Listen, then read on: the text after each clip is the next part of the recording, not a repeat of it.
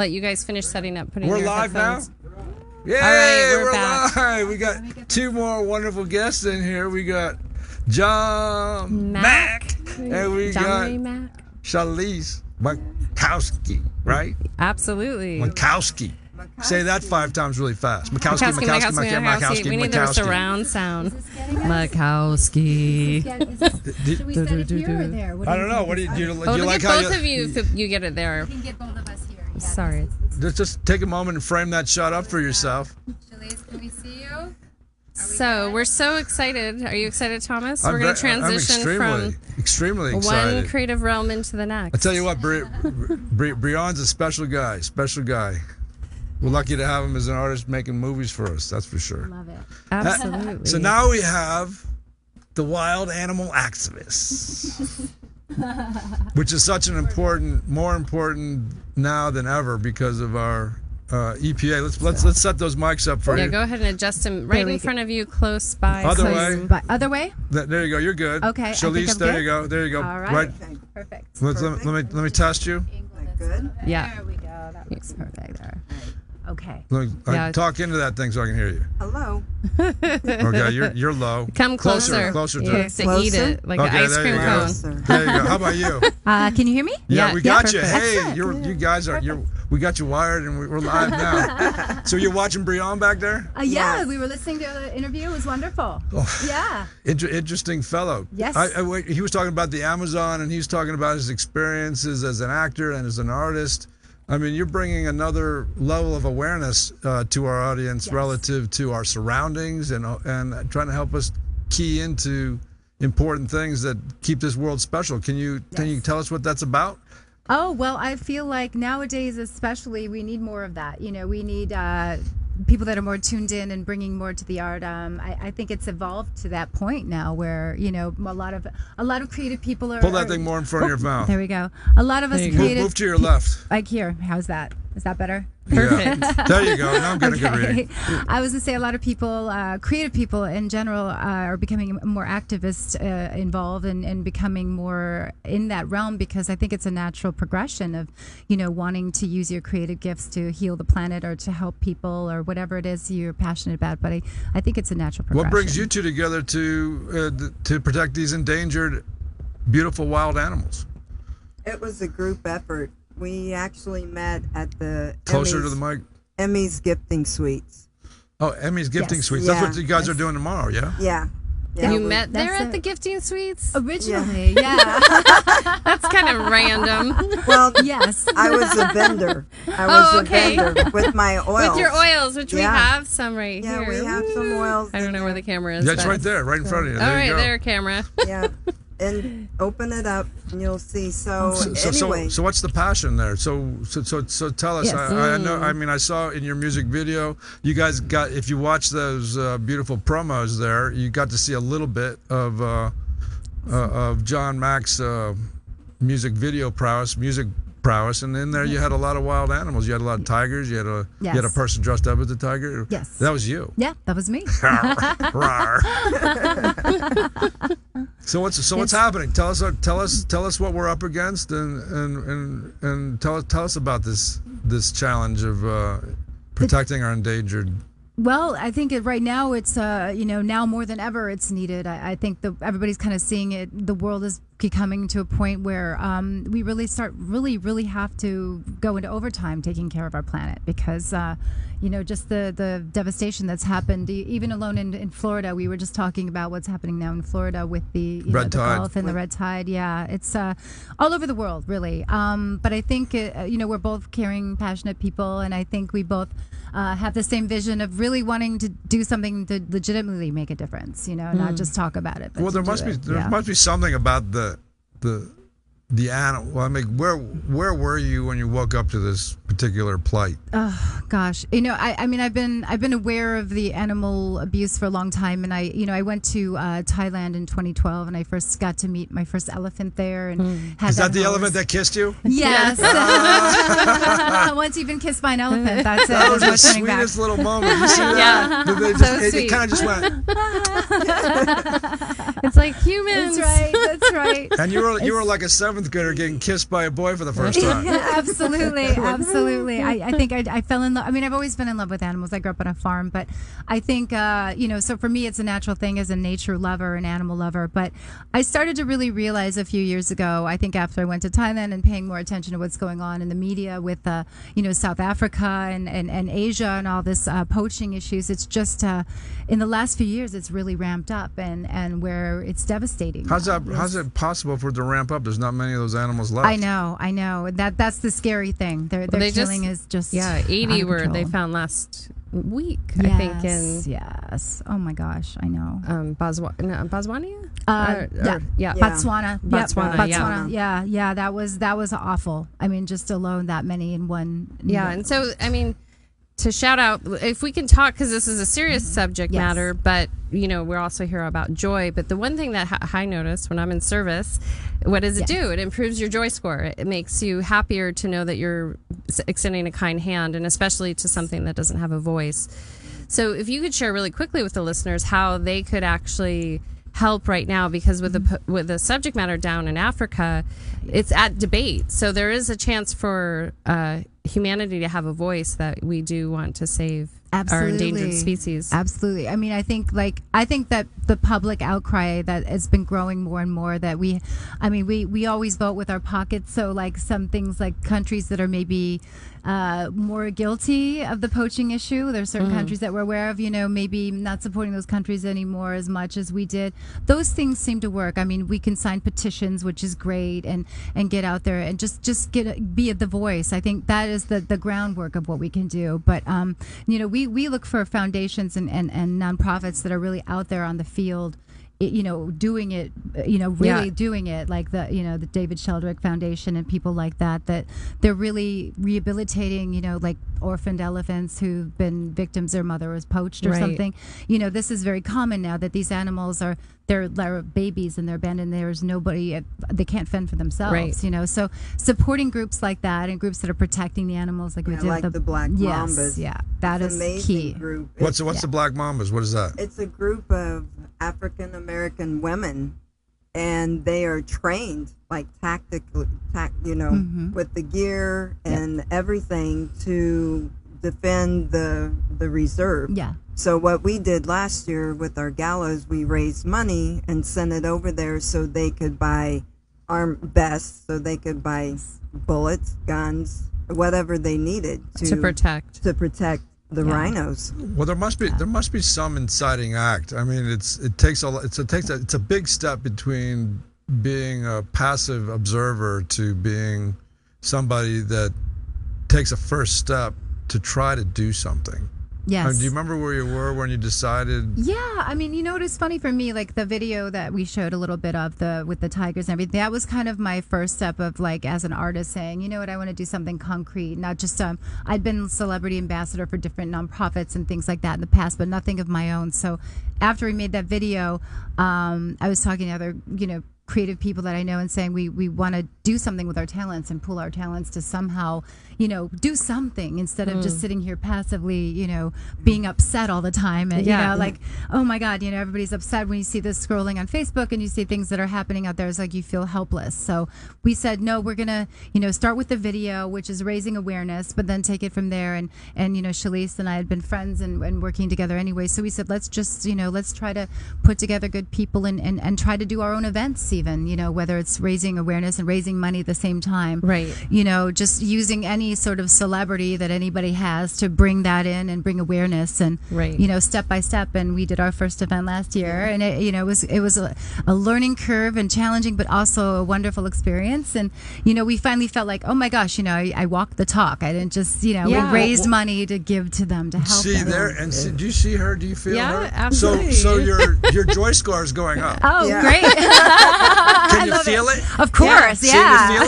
So you feel it? So it's kind of like what we're trying to get after is that when you start to serve and you're like Brianne was saying, at some point you have to trust the lull. You have to live in an empty space, not knowing for a minute and let that little voice rise up in you and give you a little direction, right? Absolutely. And then you start to go down that road, and you start to feel like you belong here. There's a purpose. Yes. Yeah. That's and what's right. interesting is you're both artists. You're a healing artist, right?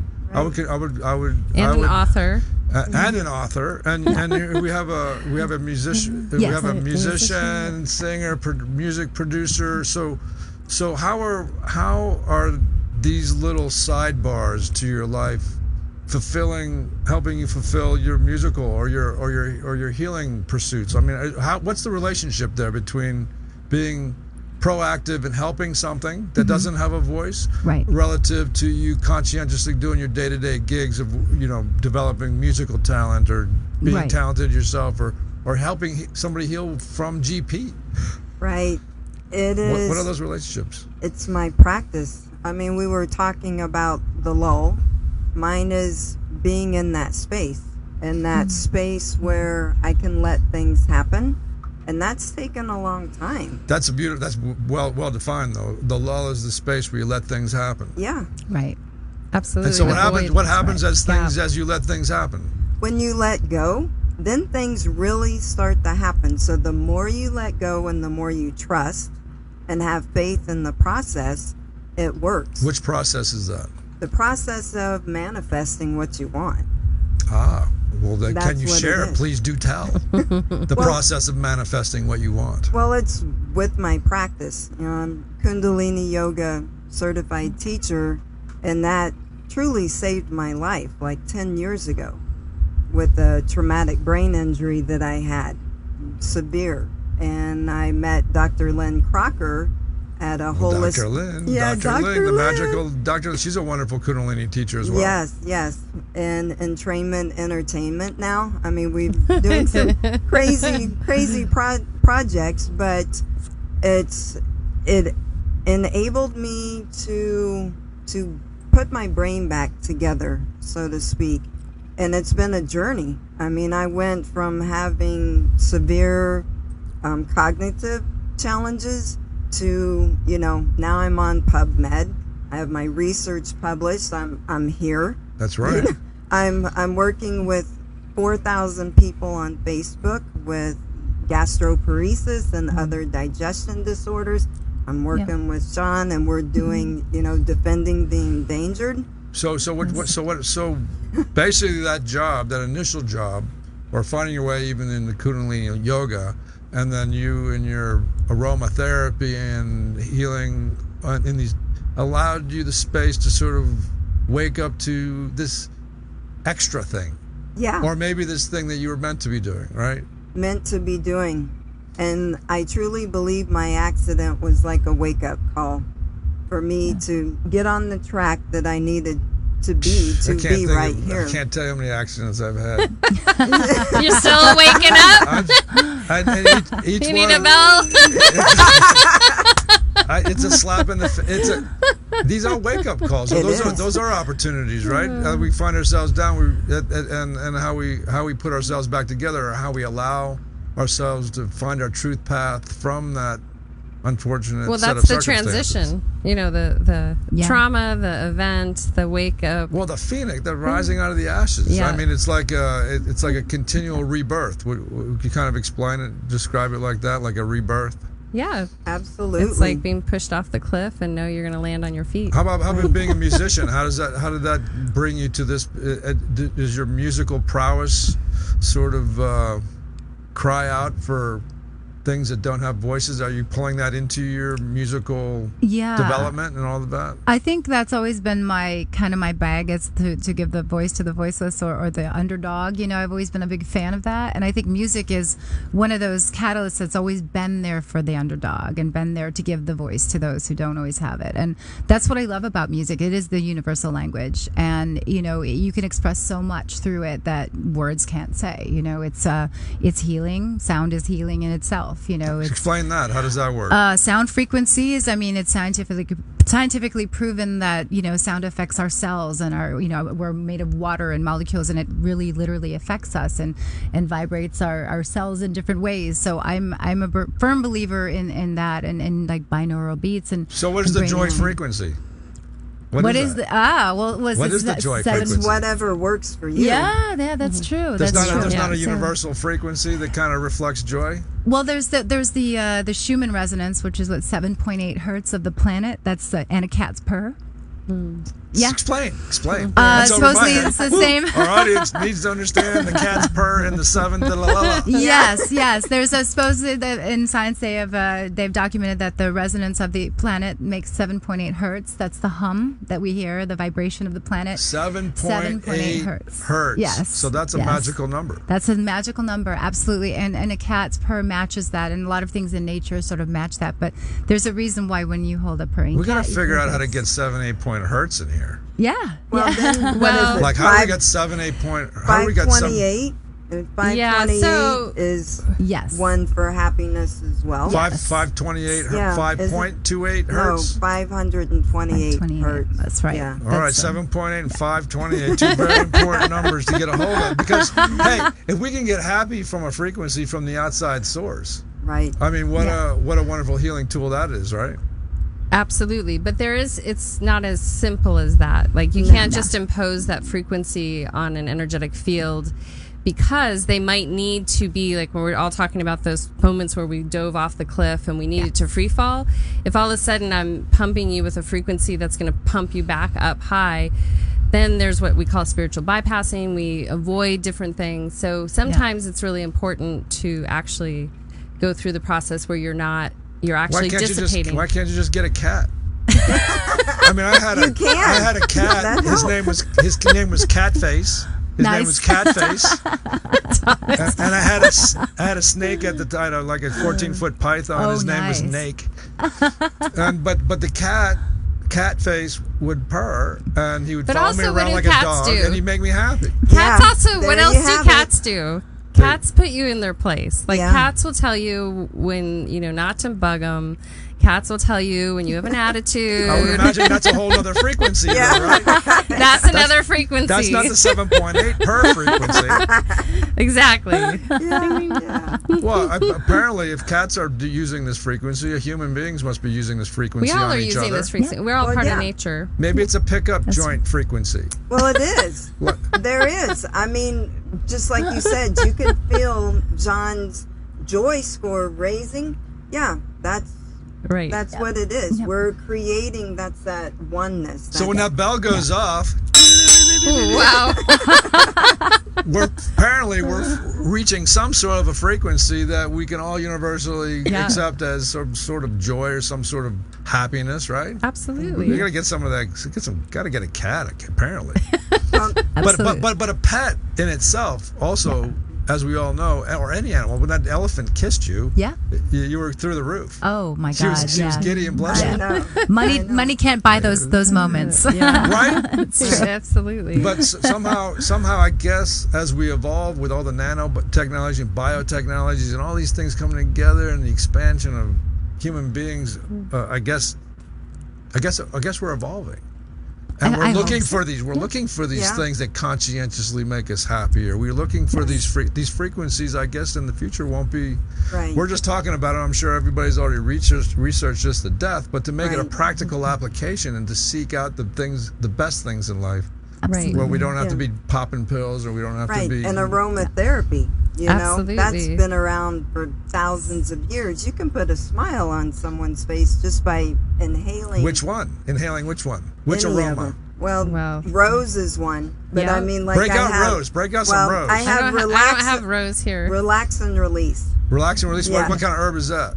That's one of my. Is it okay that I open this? Yeah, open it.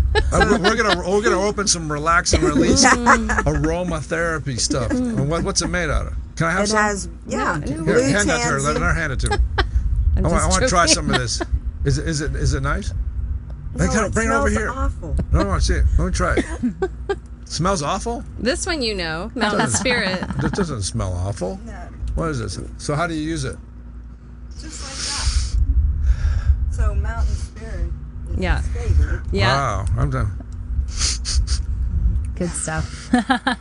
So think about when you're ill. Do you want some? Oh, I mean, sure. Here. We'll share some here. What? So- Yeah, take it. Thank Look, you. we all get high on this stuff. Yes, you can. This is Good. gonna put dispensary out of business. Oh yeah. I mean, that's really nice. This is good. And you know So what? think about if you don't feel good and chronically ill. Nice. Yeah. It's nice. It's really nice. You know, that's something that can help, and it's just inhaling. So that's amazing. So you're healing all sorts of different ailments Chalyce, with. it's just inhaling. Well, Shall we? there- Everyone inhale. there must be something Breathe. seriously primal going on through the sense of smell in order for aromatherapy. Well, speaking Yeah. of large animals, if you watch the cats, a large jaguar or lions, Yes. they will go and they will actually eat different plants to have different experiences. They'll even have psychedelic experiences on certain plants at certain times. that smell a certain Oh, way. yeah. Yeah. Yeah, well, they smell, they taste, they have a vibrational frequency that draws them in. Ah, so the primitive animals are actually being drawn to different aromas as well. Yep. That would make Absolutely. sense. Super, especially given their 400 or 500 times sense of smell that a human has, right? Oh yeah. Yeah. Well, that's just it. A lot of these animals are. I mean, we got to assume that they're all extrasensory, right? They live think so. outside. They live in a wild world where other things are trying to consume Yes. them. They must have a heightened sense of awareness. That I guess I can certainly appreciate when I watch Animal Planet. Yeah. Well, it's their innate state of being. That's how they're designed. We're all designed that way too.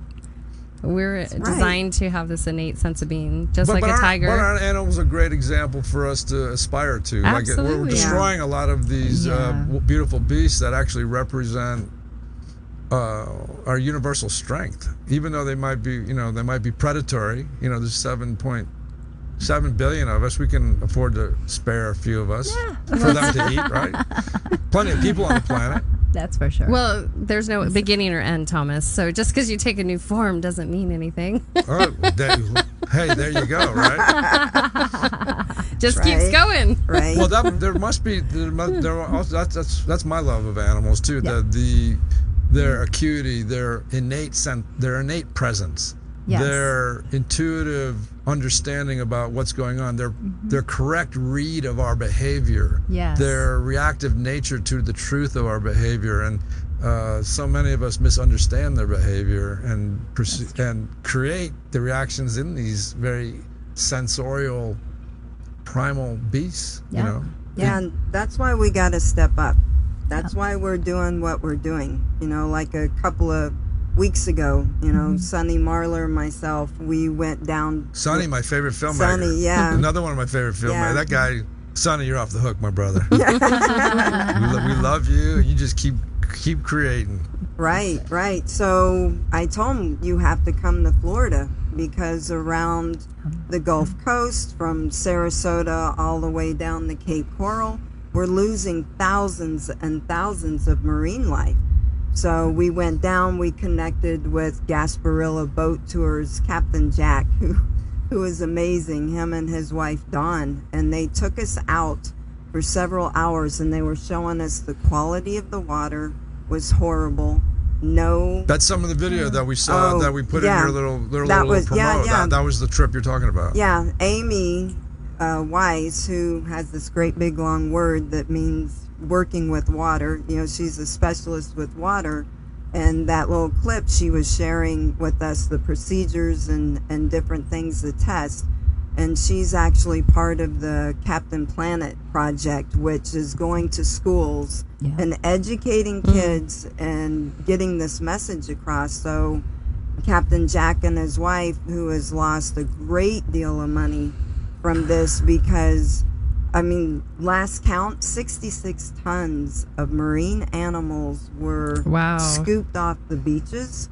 So what he's done, and turning this into a positive, so he's doing eco tours, he's taking people out and saying, look, listen, this is what we can do. It's not politics, it's not agricultural, it's everything together. So this is how, as a whole, we need to move forward. And that's Captain Jack? Yeah, Captain Jack. Captain Jack where, in Orlando? No, he's in, Port Charlotte, but it's Gasparilla Boat Tours. And actually, his story is amazing. 27 years on a submarine. And Does he run a nonprofit down there? no, he does boat tours. And him and his wife retired from, I think it was Washington. Well, that's a great example of somebody taking some initiative and Yeah. and doing the Gandhi thing, making the world as you want to see it. What is it? What's Gandhi say? Well, he Be says, the change you he want to says see in the world. Be the Yeah. change, but actually Be what the- he be the meant same. was to make change, not Be the change you want to see in the world. make change. Make. He Make- didn't say make. He said That's be. what he meant. Oh God, she's correcting Gandhi. this No, way. it's true. It's true because if you think that has to come internally, you have to make that change internally. Make the change you want to see in the world. Right. Make the change. Yeah, it's moving into action. Oh, nice. Yeah. Make the change. There, we just amended Gandhi. That's how about our high horse over here? Right. But that's what it's about. That's why we started Sunny Road Productions and Entrainment Entertainment, because we got a voice. You know, now we have Jon coming on board with us, and it's important to get the mission across, to explain, because the children is where they're going to make that change. It's not going to be with us. Right. And it's important to reach people like Captain Jack and Garrett Stewart of the project. Captain Planet. Yeah, Captain Planet Project. Those are the people that are reaching out, grabbing the kids, and we want to tell those stories. And it's like, you know, with my work with gastroparesis as well. There's 5 million people a year diagnosed with gastroparesis with no cures, no tools for them to work with. And I couldn't stand it. You know, I just couldn't stand it. I've had digestive challenges myself based off the overuse of antibiotics. Because when we're kids, you know, and you have ear infections, what'd they do? Yep. Yeah. They just loaded us up. And then they're like, oh, you have a tummy ache. It's okay. But After a couple of generations of taking the antibiotics, then our Yeah. bodies become immune to the Yeah. to the biotics. yes. And then there's digestion issues. Then you So- have that very nuanced process by which you're taking your clients back into health through probably all sorts of unconventional means, I would imagine. It's back to basics. Natural natural means. Yeah, Natural very, means. Yeah, very simple. Original That's it. Not convention. unconventional. Yeah, Original not convention. Feeding them Fritos. That's what got them there was the Fritos. Yeah. But it's about just Sorry, teaching. Frito-Lay. Yeah, sorry. Oops. But it's about teaching the basics, like simple basics. Himalayan salt for digestion. You know, the oils to support the body. Kefir of all things. Yep. You know, for healthy flora and just clean diet. I teach them about medication, but not to overload. So they figure it out. It gives them the strength to get their life back, and then So they after pay it forward. after all the clients at the end of their rope with Western convention, then they turn to alternatives, and Yeah. hopefully they find you to help give them relief. Tell me,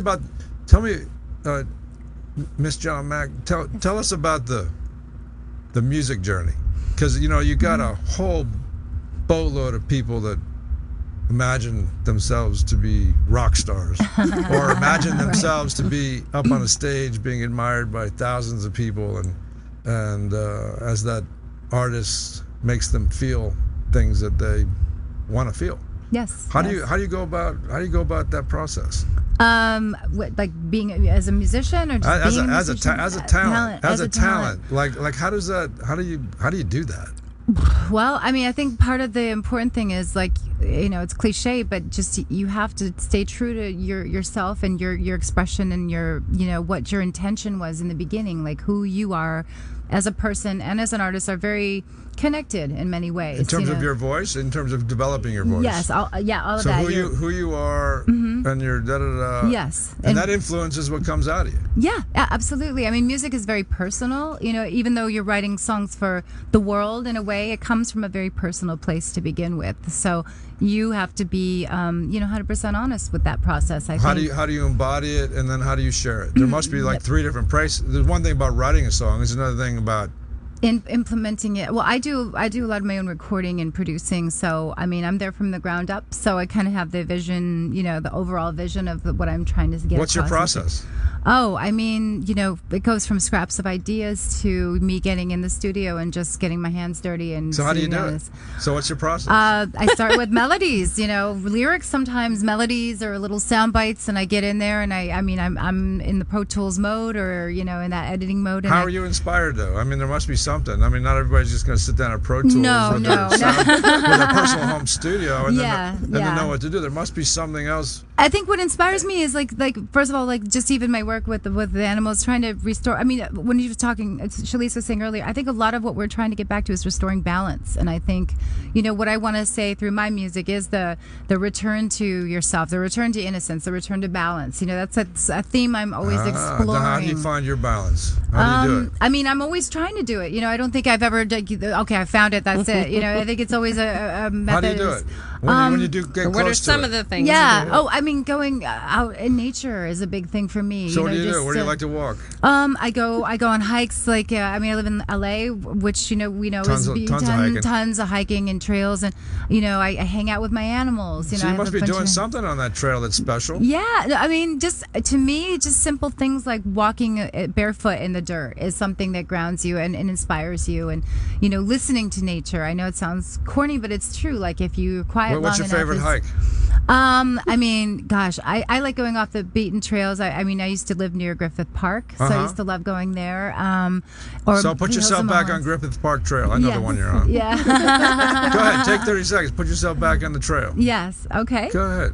Yep. Let's all go back. Let's go back. Onto our favorite, to some trail, your favorite trail. Our favorite hiking trail. And it's a beautiful day. Sun's out. Feel the sun on the left side of your face. Right? Yeah. Just the sound of your feet kind of just putzing up the hill. Right. And then we got as we walk along the path, we are, what happens? I notice the flowers and I notice the breeze on my face. A hawk flies over. By increased heartbeat, I feel the hill's getting a little steeper. But then I notice it's not really me going up the hill. It's the body just moving up the hill.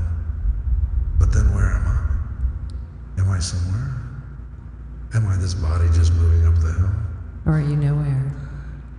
Nowhere, somewhere. Everywhere. Nowhere, somewhere, everywhere. Somewhere in between. Nowhere, somewhere, everywhere, somewhere in between. I think I got a song. I think I gotta write this down. Oh my God! Do I have my iPhone? I gotta write. Where's my notes? I don't write no real pen. Don't go away. What was I just feeling? What was I just thinking?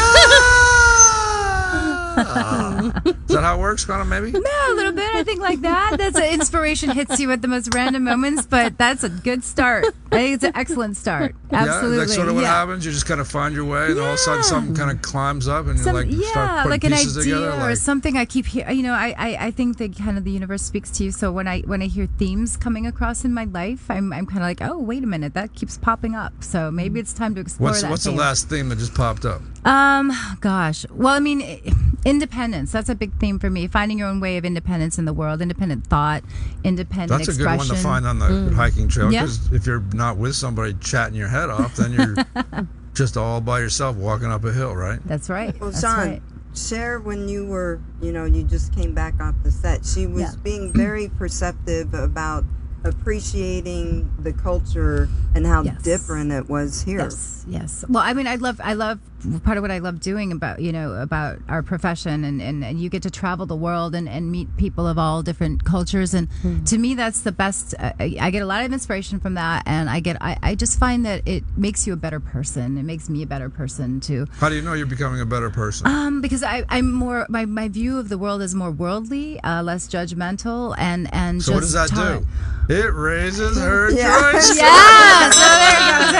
I should have known. Yes, of course. JoyScore goes up. There it is. JoyScore goes up. You said something really interesting. How do you define independence? Independence, being able to be autonomous and just be your own thoughts, your own goals, your own action. It's not just financial. It's just, to me, independence is freedom of your own expression and thought. That's an independent person is not, Pull that mic closer to you. Not having to follow the crowd, like finding your own experiences and finding your own value from that, not having to get your validation from others. I mean, that is independence, is not needing How's that. that? Then what happens when you don't need that? Well, wait. What? You're in the field. Yes.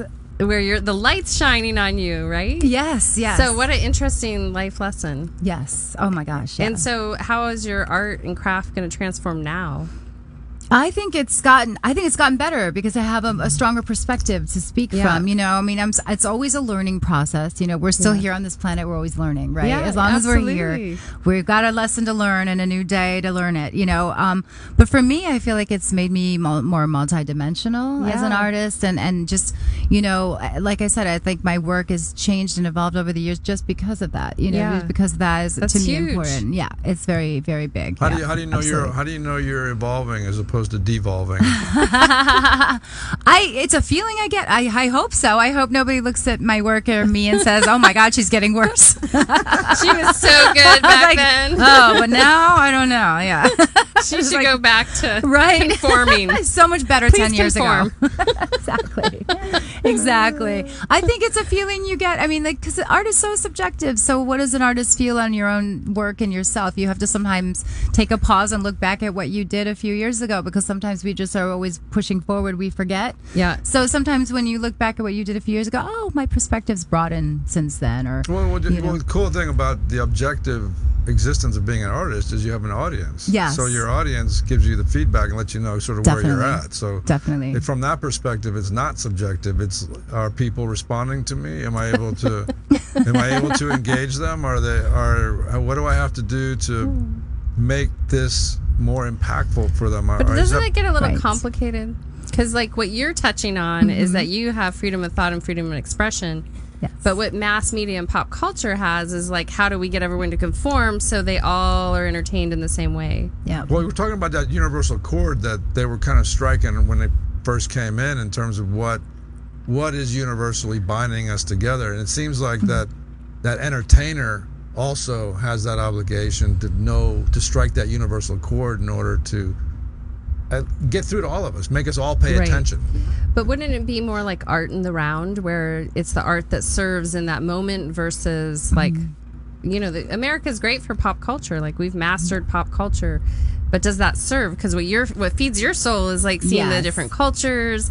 You don't want to see necessarily the same store every country. You want to see the different textiles and the crafts and all that stuff. That brings you joy. Look at you, your face is beaming. Yeah. So how in the arts do we do that? Because we can kind of tell what struck those universal chords because we're still listening to it.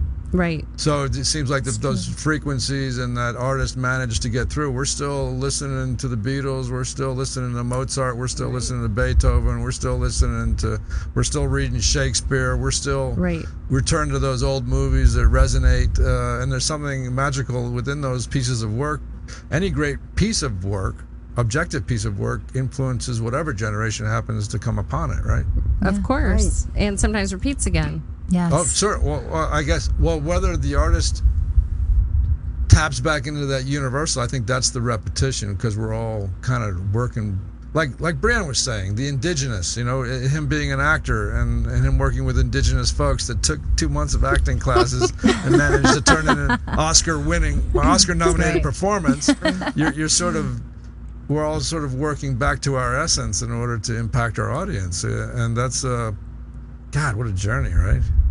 Absolutely. I mean, that's one thing that doesn't change is the human condition. Right. That's all great art is based on the human condition, from Shakespeare to Beethoven to, even the Beatles, the simple, the love songs about the girl. I got to get the girl. And Are you ever allowed to be satisfied?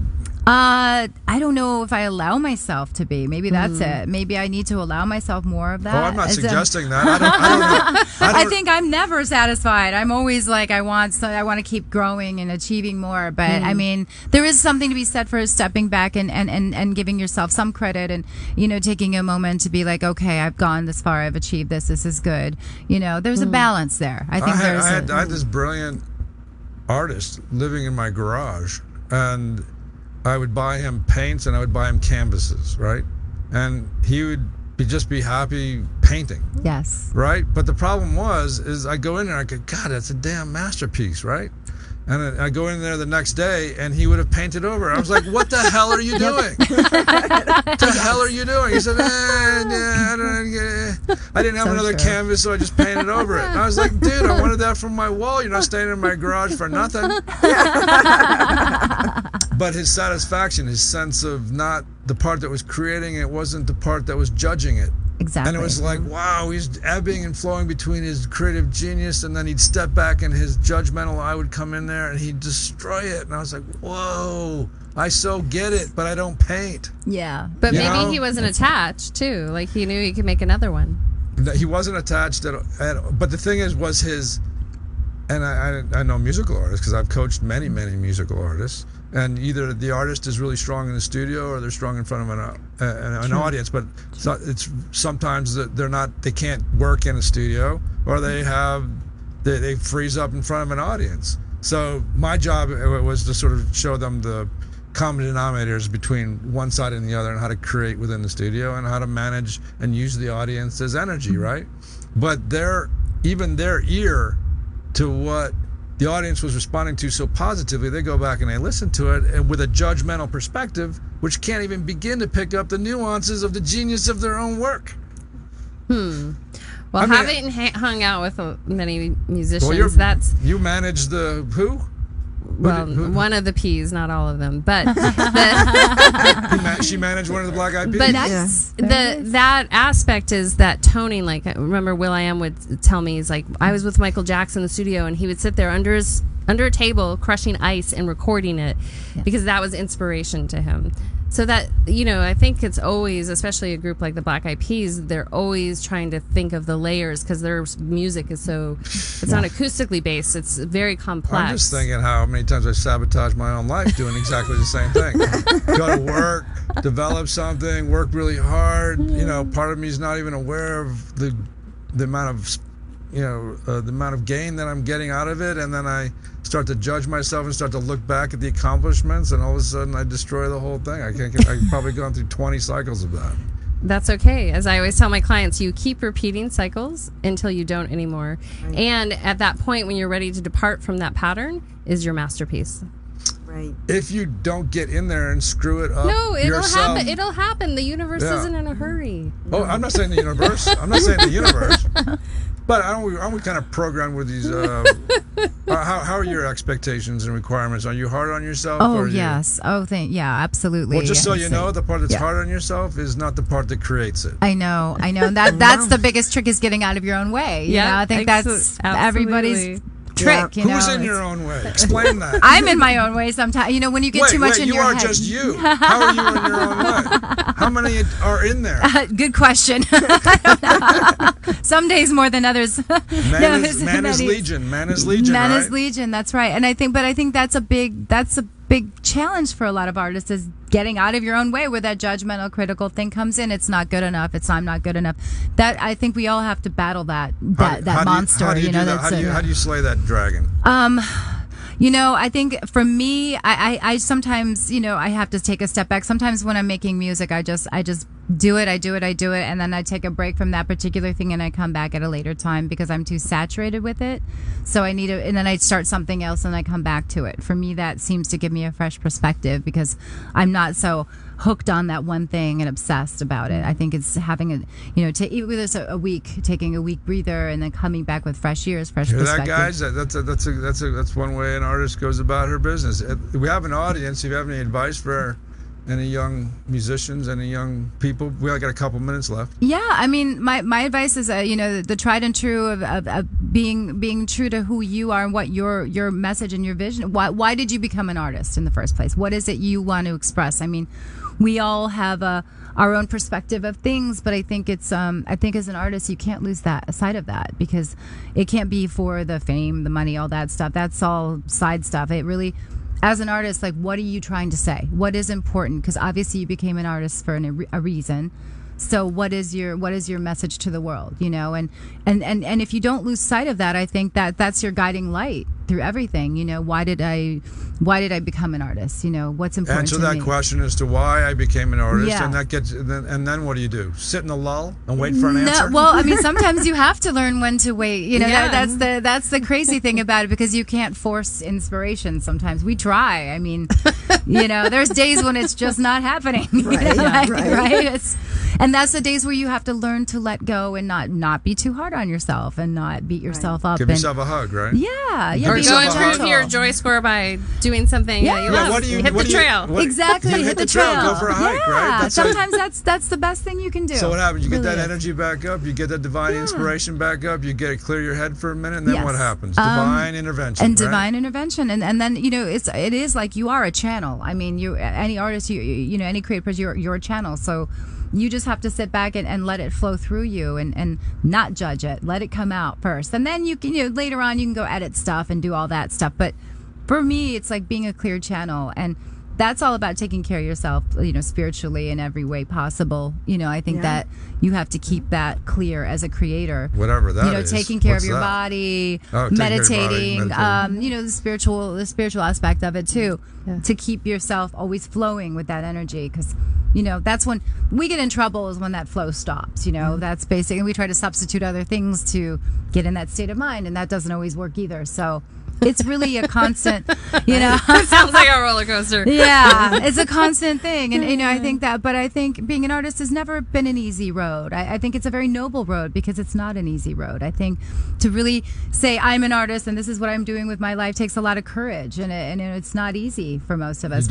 You're darn right. And you got a lot of courage. Both of you ladies have a tremendous amount of courage for Thank you. endeavoring into. See, they're making change They are making in their change. industries, philanthropically. Yeah. With Awesome. they're doing it. But and it's a very uncertain road, and they have the courage to step in and take that on.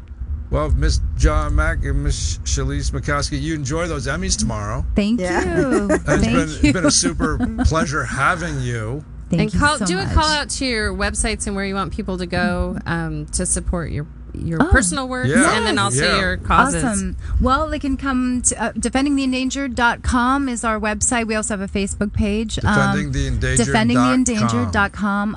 They can find me. I'm under, I'm on Facebook as well. I have a Jon Mack, JonMack. John Marie. Right? John, professionally I go by Jon Mack, but I am John Marie. So my friends call me John Marie. It's completely. Is that on the Facebook or no? Yeah. My personal page, but Jon Mack is the actress page. Jon. Yes. They can also go to. I have a YouTube channel, Ms. Jon MZZJON, which has the music videos. MZZ, not MIZZ. No, MZZ. MZZ. They have my band is Auradrone, so they can go to the website there, Facebook Auradrone, Twitter I don't even know how to Auradrone. spell Auradrone. We have- Yes, I'll spell it AURA, like human aura, and then drone, DRONE. It's one word, Auradrone. They're a drone. To find out Auradrone. more about John. How about you, Chalyce? It's healinggpnaturally.info. So if To you have learn. gastro problems and you've come to the end of your rope, this is I'm where there. we go. I'm there. Wow. That's huge. Yeah. You're going to find great joy and bliss by meeting Chalyce. She will intoxicate you with beautiful oil Yeah. elixirs. Yeah, so, and then the essential oil site is the essential7.com. Yeah, look up those essential oils, guys. That's a very powerful medicine that definitely brings you into the moment. I find every time I do turn to the senses, it drops me right into the present moment. So it's a quick fix to put a smile on your face for sure. Yeah, Well, yeah. listen, So thanks so much. thank you. Thank you so much for Thank coming. you. Thank run you. that, run that next one there.